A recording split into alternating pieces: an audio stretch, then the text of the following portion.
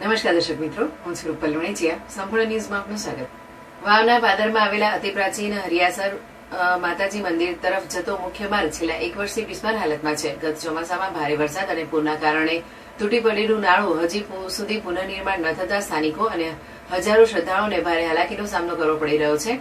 હરિયાસર માતાજીના મંદિરે દરરોજ મોટી સંખ્યામાં શ્રદ્ધાળુઓ દર્શનાર્થે આવે છે.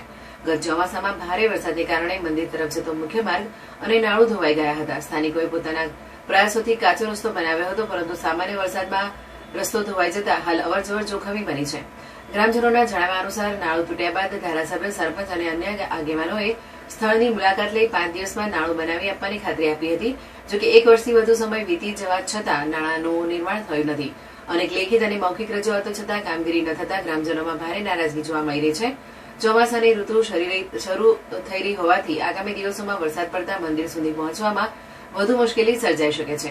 ગ્રામજનોએ તંત્રને તાત્કાલિક નાળાનું નિર્માણકારી માર્ગનું સમારકામ કરવાની માંગ કરી છે. આ અંગે પંચાયતના તલાટી કમ મંત્રીએ જણાવ્યું હતું કે હરિયાસર માતાજી મંદિર તરફના નાળા અને માર્ગની કામગીરી અંગે જરૂરી પ્રક્રિયા હાથ ધરવામાં આવી છે. શક્ય તેટલી વહેલી તકે નાળાનું નિર્માણ અને માર્ગનું કામ પૂર્ણ કરવામાં આવશે.